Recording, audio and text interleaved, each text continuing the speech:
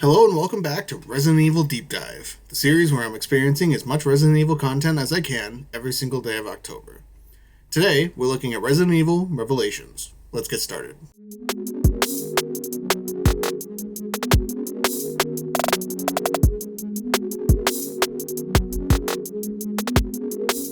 After having played 5 and 6 before this, with all of the new ideas they brought to the franchise, it was such a nice breath of fresh air to go back to what could be considered more traditional style Resident Evil gameplay, with some of the more modern sensibilities included from 5 and 6.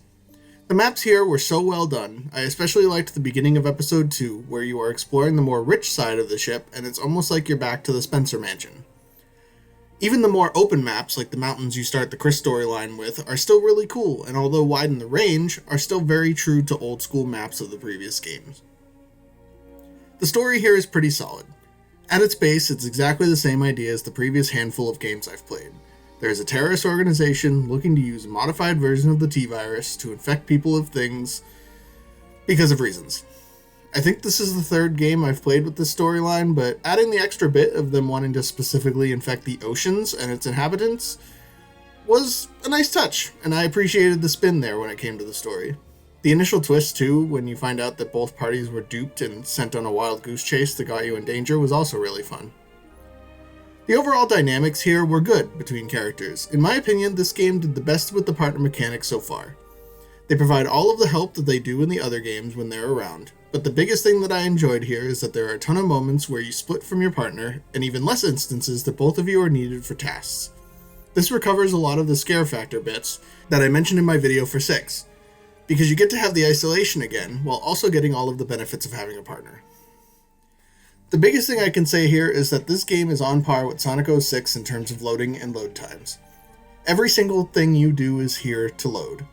Watch the 30-second cutscene? Well, here's a 30-second loading screen. Reach a new point in the episode that requires a character to speak? Loading screen. Like, I was playing the PS3 copy of this game, which had multiple other RE games on it that ran so much better.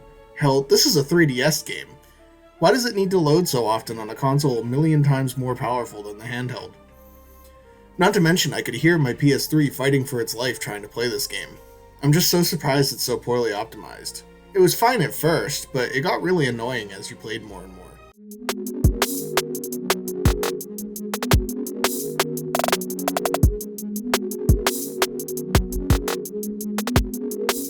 Overall though, I had a fantastic time playing this game aside from the loading screens. It's a nice return to form for Resident Evil, which is really appreciated after the other games of this era. Being available on all modern consoles too means no reason not to try it. At some point, I'm going to have to play the sequel because this one was a lot of fun. Although given that this is my last day, it may just have to wait. What did you think of Resident Evil Revelations? Let me know in the comments below and don't forget to subscribe while you're down there. Thanks for watching Resident Evil Deep Dive. Tomorrow is going to be a mega upload of the whole month. I couldn't keep doing this stuff without you watching. So thank you, and I'll see you soon.